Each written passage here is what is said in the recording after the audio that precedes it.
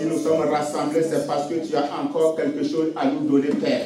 C'est pourquoi je te prie, Papa Tout-Puissant, oui, Seigneur, de venir et de prendre le contrôle en toutes choses. Je suis un incapable à moi-même. C'est pourquoi, oui, Seigneur, je vais m'effacer et je veux que le Saint-Esprit soit vu maintenant au nom puissant de Jésus. Saint-Esprit, voici ton peuple, voici tes enfants. Ils sont venus, oui, Seigneur, pour t'écouter. Enseigne-les, donne-leur ta parole, donne-leur la nourriture qu'il faut, oui, Seigneur, en ces moments maintenant au nom puissant de Jésus. Excellent Saint-Esprit, tu n'as jamais abandonné, tu nous as jamais déçus. Et c'est pourquoi je veux te dire merci. Merci parce que je sais que tu es là et tu vas maintenant te manifester et tu vas te glorifier au nom puissant de Jésus. Papa, Père puissant, dans le nom de Jésus, je m'oppose maintenant, oui, Seigneur, contre toute forteresse, contre toute puissance, contre tout ce qui se lève maintenant, oui, Seigneur, contre cette réunion, au nom puissant de Jésus. Je refuse, j'annule maintenant les œuvres de l'ennemi dans le nom puissant de Jésus. Père, que ton nom soit béni, Père, que ton nom soit célébré, Père, que la gloire te revienne au nom puissant de Jésus. Alléluia. Amen.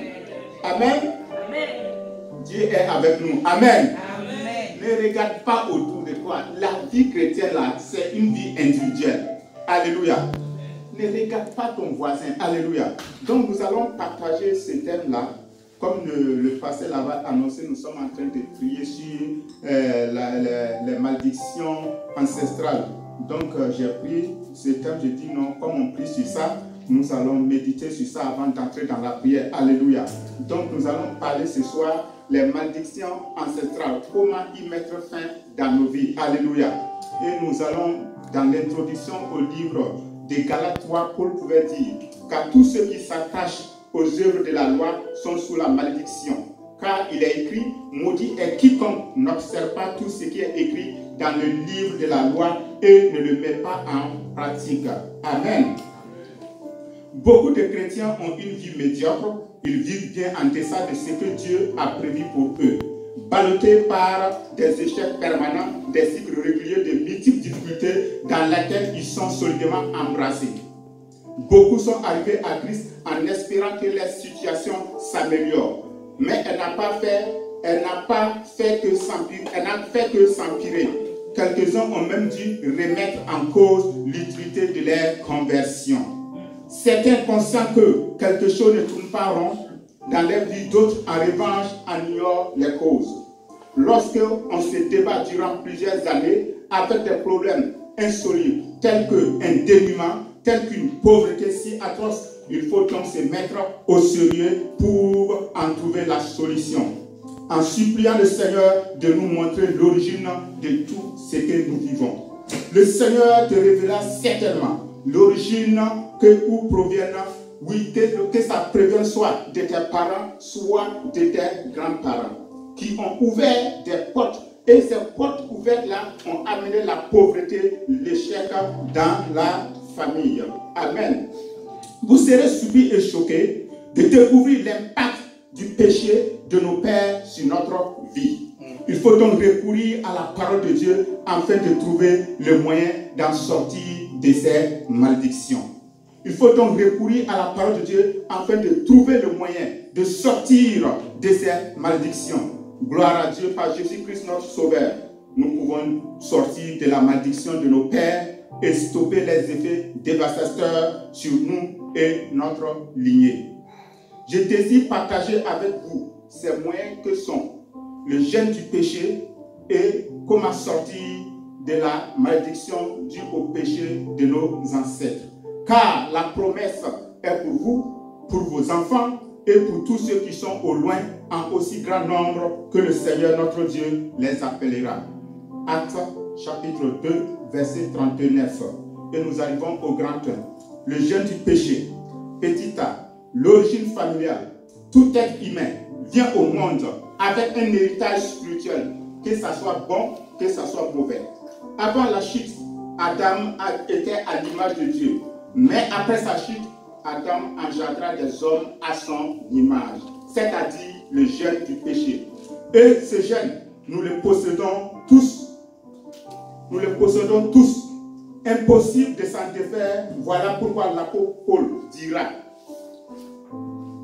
ce qui est bon, je le sais, n'habite pas en moi.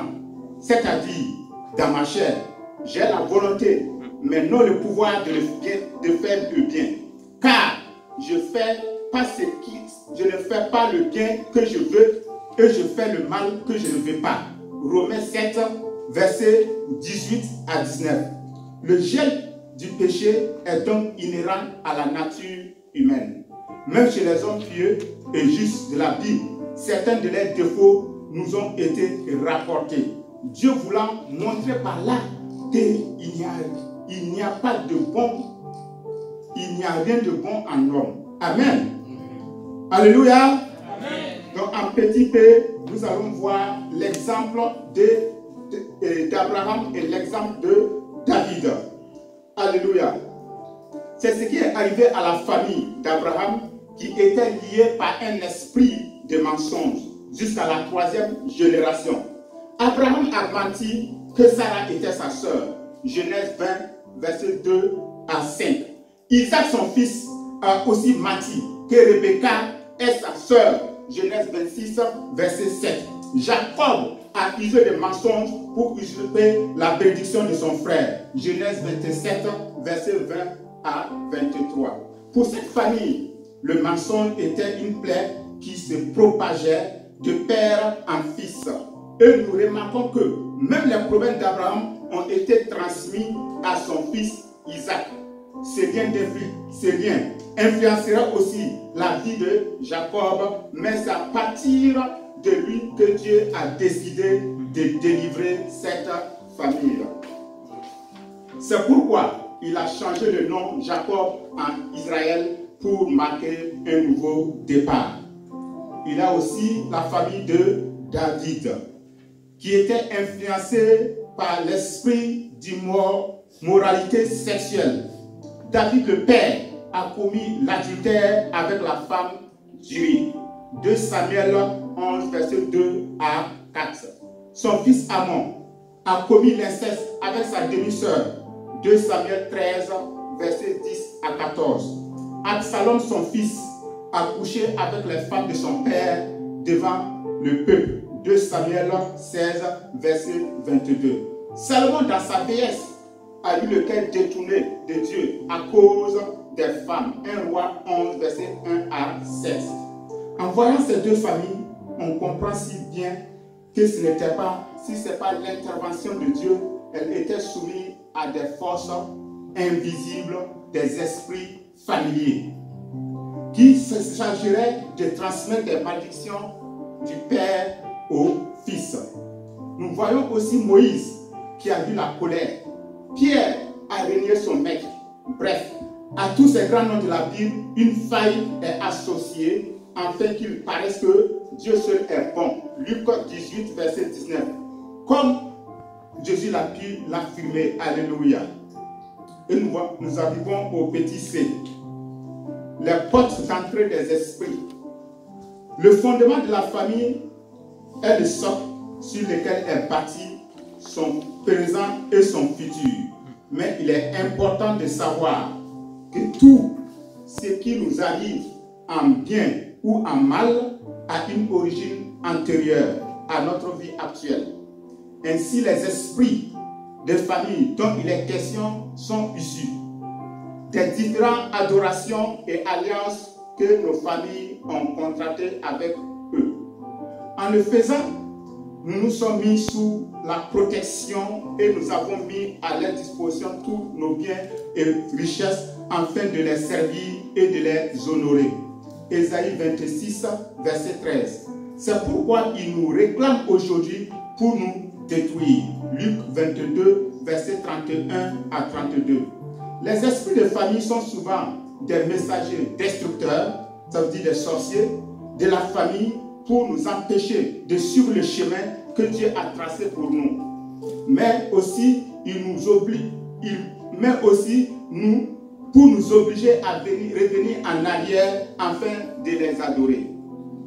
La Bible nous éclaire en ce sens par l'exemple de Pharaon, qui lorsqu'il s'était rendu compte qu'il n'y avait plus d'esclaves pour construire son pays et que les Juifs étaient sortis pour adorer les dieux, a décidé de les ramener de force à son service. Exode 14, versets 5 à 8. De même, il existe dans nos familles des esprits qui tiraient profit de notre ignorance en nous soumettant à leurs œuvres. Donc ça veut dire qu'il y a des esprits qui sont comme des pharaons dans nos familles. Et ces esprits-là sont là. Ils ne veulent même pas que tu sois libre. Il ne veut même pas que tu sois délivré. Il ne veut même pas que tu vois la lumière de Dieu. Ça veut dire que quand tu avances un peu, eux, ils ne sont pas contents. Quand tu avances un peu, ils ne sont pas contents. Donc ces esprits-là, c'est des esprits de Pharaon. Ils sont là en train de tout faire pour te nuire. Alléluia. Certaines méchantes personnes de nos familles qui veulent nous empêcher de vivre heureux et nous maintenir dans la malédiction, les envoient détruire nos vies afin de nous obliger de revenir et d'adorer nos ancêtres. Mais celui qui est en nous est plus fort et s'oppose à eux. Jésus-Christ de Nazareth. Amen. Et nous arrivons au grand 2. Comment sortir de la malédiction due au péché de nos ancêtres? Il faut noter, il est important de comprendre que Jésus-Christ nous a donné la victoire sur les esprits et aucune autorité démoniaque ne peut résister en face de son nom. Mais malheureusement, il arrive parfois que les chrétiens ne savent pas contrôler ou faire agir cette puissance qui leur a été conférée pour glorifier Dieu. Nous devrons aussi savoir que sans la puissance et la force du Seigneur, nous serons toujours des victimes pour le diable. Malgré notre amour pour Dieu et notre zèle, c'est donc une obligation pour nous d'être puissants. Ton Dieu t'ordonne que tu sois puissant. Psaume 68, verset 29. 2 Timothée 1, verset 7. Les chrétiens doivent se rendre compte, qu'ils le veulent ou pas, que le combat spirituel est une réalité. Éphésiens 6, verset 12. Et que le projet de Satan est de les détruire. Jean 10, verset 10. 1 Pierre 5, verset 8. D'où l'importance de veiller et de lui résister par la foi et par la prière. 1 Pierre 5, verset 9. Jacques 4, verset 7. Pour cela, il faut connaître, reconnaître, abandonner et se greffer à l'olivier naturel en faisant alliance avec Dieu. Amen. Amen. Alléluia. Donc, en petit temps, nous voyons connaître. D'abord, vous devrez identifier la source de vos problèmes. Si vous les connaissez déjà, tant mieux. Sinon, il faut prier avec insistance et demander au Seigneur de révéler tous les secrets familiaux, les choses cachées qui n'ont jamais été divulguées. Dieu vous les révélera tout ce qu'il y a à savoir sur vos ancêtres et les pratiques si vous êtes déterminés à sortir de l'esclavage. Amen. Laissez-moi vous dire, il y a des secrets qui sont là dans vos familles. Votre père, votre mère ne va jamais vous dire ça. Donc ces secrets-là sont là et c'est ça qui tient la famille liée. Ça tient la famille liée. Si eux, leurs parents ne les ont pas révélés et ils ont eu aussi des choses, ils ne vont pas nous révéler. Donc ça veut dire quoi? Ça va être une continuité. Amen. Donc en petit p, nous allons voir reconnaître. La deuxième étape est de reconnaître du mal qui a été fait, et c'est là même si ce sont nos parents ou nos ancêtres qui ont péché. Pour cela, nous allons lire dans le livre de Daniel. Amen.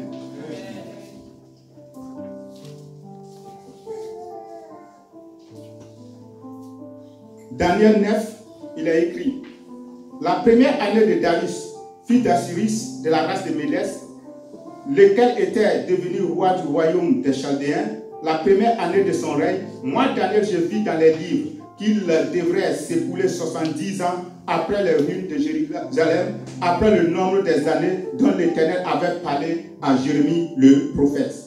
J'ai tourné ma face vers le Seigneur Dieu, afin de recourir à la prière et aux supplications, en jeûnant et en prenant le sac et la cendre.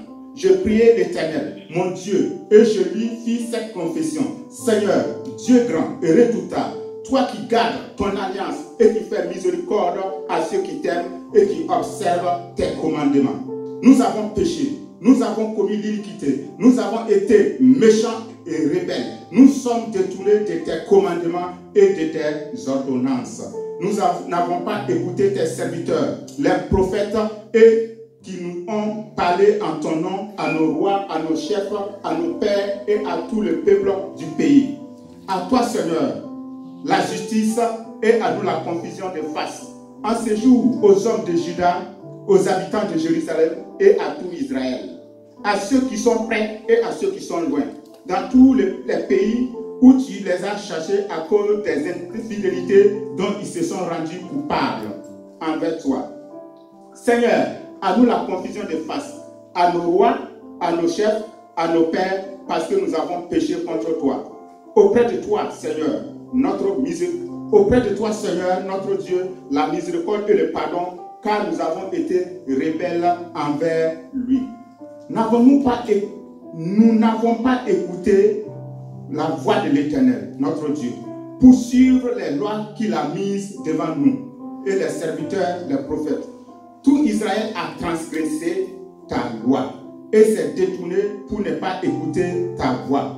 Alors se sont répandues sur nous les malédictions et les imprécations qui sont écrites dans la loi de Moïse, serviteur de Dieu, parce que nous avons péché contre Dieu. Amen. Donc il dit, ces malédictions-là sont venues, pourquoi? Parce qu'ils ont abandonné, ils ont refusé d'obéir à la parole de Dieu. C'est pourquoi ces malédictions viennent. Si tu marches conformément à la parole de Dieu, la malédiction ne peut pas venir dans ta vie. Alléluia. Donc nous continuons. Donc Daniel nous enseigne comment briser la malédiction des générations sur nos vies. Daniel n'était qu'un enfant lorsqu'il fut déporté avec ses compagnons à Babylone. Il n'avait rien fait, n'était coupable en rien des crimes commis par Israël, mais lorsque le temps d'expiration arriva, les 70 ans prophétisés par Jérémie, et qu'il vit que rien ne se passait, il décida de jeûner et de prier pour que Dieu pardonne et fasse grâce. Daniel va reconnaître tous les crimes de ses pères. Mieux, en parfait intercesseur, il va les endosser à son compte en disant à Dieu: nous avons péché, nous avons fait le mal, tout ce qui nous arrive est juste, et cela pendant 21 jours. Pendant 21 jours, il a continué à prier jusqu'à ce qu'il y ait l'exaucement. Alléluia. Donc, quand nous lisons la Bible, nous allons voir aussi ces mêmes paroles que nous avons lues là, dans le livre de Néhémie, Néhémie 9, là où Dieu aussi, Néhémie aussi était en train de plaider pour son peuple. Alléluia. Beaucoup de personnes ne comprennent pas pourquoi ils doivent passer par là. Mais c'est une grâce que Dieu nous accorde en demandant pardon pour les personnes qui ne peuvent pas le faire, parce qu'elles sont décédées ou vivent encore loin de Dieu. Cela ne veut pas dire que l'iniquité sera effacée de toute votre lignée familiale, car Dieu a donné à chaque homme le libre arbitre. Mais cela veut dire que quelque chose sera brisé dessous votre nuque et qu'à partir de vous, Dieu va créer une nouvelle loi, une nouvelle histoire. Mieux, grâce à vous, tous vos enfants vont pouvoir profiter de la faveur et de la bénédiction de Dieu, tant qu'eux aussi continuent à marcher avec lui. Nous devrons pleurer, gémir, crier et demander pardon pour les péchés de nos pères. Si nous n'arrivons pas à comprendre la gravité de ces choses, nous devrons demander au Saint-Esprit de nous donner un cœur repentant, afin que la repentance soit profonde et réelle. Il peut même nous conduire à le faire pas une fois, mais plusieurs fois, jusqu'à ce que la malédiction soit brisée. Amen. En petit C, abandonné. Alléluia. Amen. Amen. Petit C, abandonné. Ça veut dire lorsque tu connais et que tu reconnais, tu dois abandonner. Amen. Beaucoup de chrétiens doivent aussi abandonner leurs propres péchés. Confesser, c'est bien, mais Dieu veut un renoncement total à ses habitudes néfastes. Il sait que vous avez un terrain propice au mensonge, au jeu et à la ruse, à la violence. Il sait que votre père était un coureur de jupons, que votre mère a connu de multiples hommes. Il sait tout cela. Mais en aucune façon, il ne va vous dorloter à cause de ses héritages. Quiconque est né de Dieu ne pêche point. 1 Jean 5, verset 18. Un chrétien né de Dieu et d'esprit, la chair et le sang ne doivent plus le dominer. Tant que vous les affectionnez, ils vous domineront. Le péché a besoin de vous pour vivre. C'est vous qui le nourrissez. C'est vous qui l'entretenez. Vous devrez lutter contre le péché, car cherchez-le. Vous vous faites du mal, mais de surcroît, c'est un héritage que vous transmettez à vos enfants. Toutes nos paroles, nos faits, nos gestes ont des conséquences éternelles, ne l'oublions pas. Comment sortir de ce qui semble être un gouffre sans fin? Comment abandonner cette double vie que nul ne connaît? Cette masturbation que nous pratiquons depuis des années. Comment finir avec cette pornographie qui nous ronge en secret? Il n'y a pas de remède miracle. Je sais aussi que ce n'est pas facile, mais ce n'est pas impossible, car Dieu est là pour nous aider. On peut chercher une habitude et une autre, mais vous devrez être déterminé. Il est important, si vous êtes enfant de Dieu, vous devrez comprendre votre position en Christ.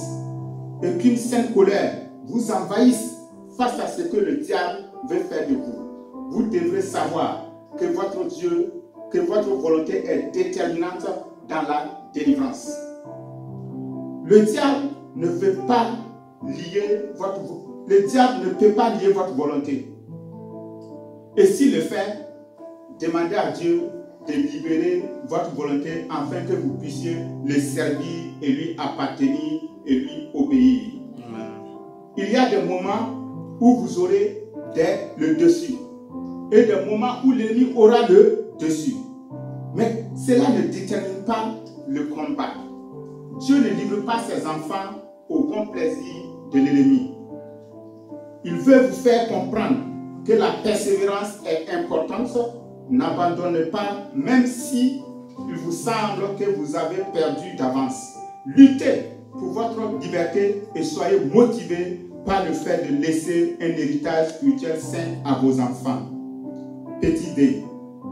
Se greffer à l'olivier naturel en faisant alliance avec Dieu. Amen. Pour finir, restituer à l'ennemi tout ce qu'il est sien. Ça veut dire les pratiques, les habitudes, les loisirs, etc. En vous détachant de l'arbre familial qui vous porte et en vous greffant sur la bonne racine, à savoir Jésus-Christ. C'est sa sève qui vous nourrira. Si vous voulez croître spirituellement, vous devrez vous greffer solidement à l'olivier franc. Il est vrai, se greffer veut dire faire une alliance nouvelle avec Dieu.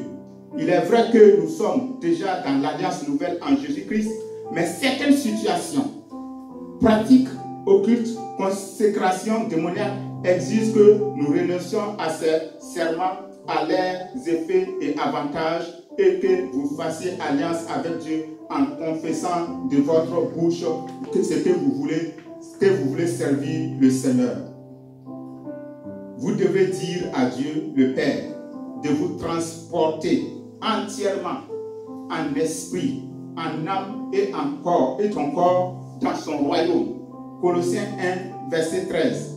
Car beaucoup de chrétiens issus du milieu occulte sont encore retenus captifs, leur esprit n'est pas totalement libre.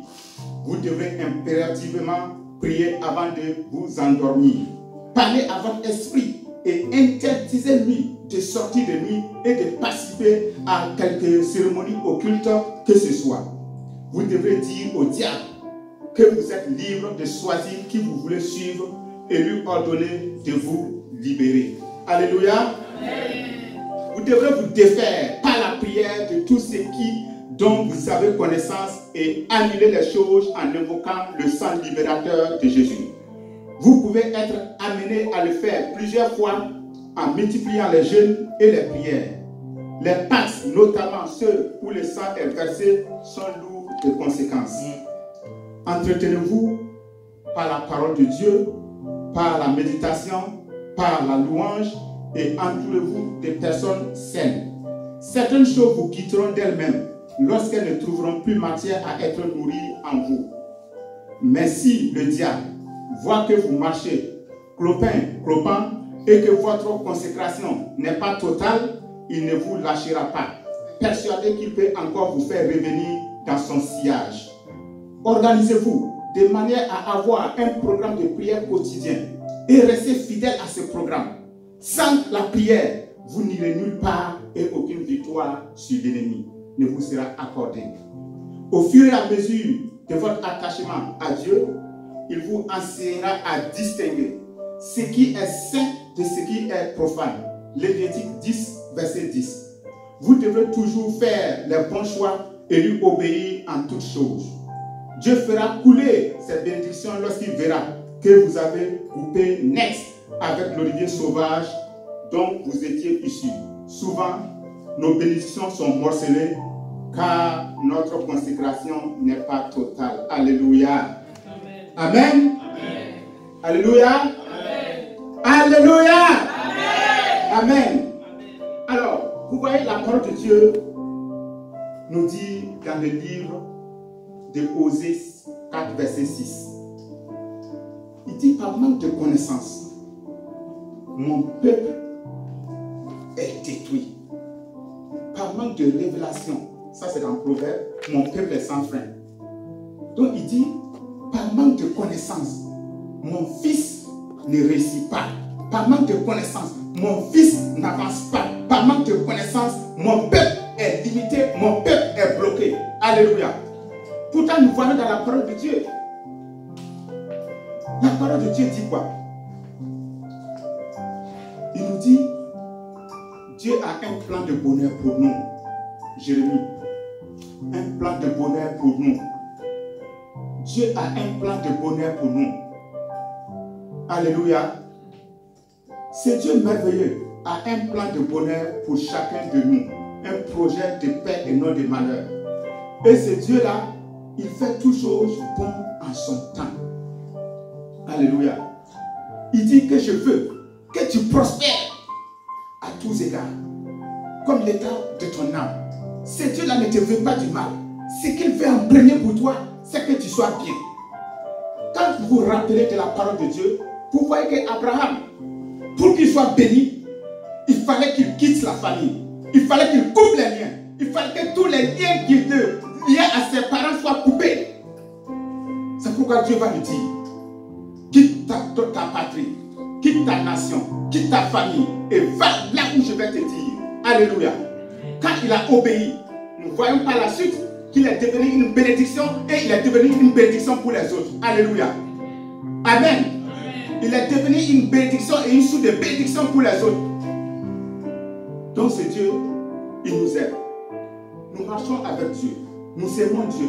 Mais tant que nous n'allons pas abandonné de marcher dans les traditions, de marcher dans les coutumes, de marcher dans les messes de nos parents, de nos ancêtres, alors nous ne pouvons pas être, nous n'allons pas voir la gloire de Dieu. Lorsque nous marchons dans ces choses, nous sommes en train encore de renouveler les alliances avec les démons. Nous sommes en train de renouveler ces alliances. C'est pourquoi nous devrons arrêter, refuser, oui, de marcher dans les traditions, de refuser de marcher dans ces messes, de refuser de marcher dans ces coutumes, afin de pouvoir être libéré, délivré. On peut prier pour toi plusieurs fois, on peut prier pour toi chaque jour, mais tant que toi tu ne décides pas d'abandonner ces pratiques maléfiques, ces pratiques occultes, tant que tu ne refuses pas, alors tu ne pourras pas être délivré.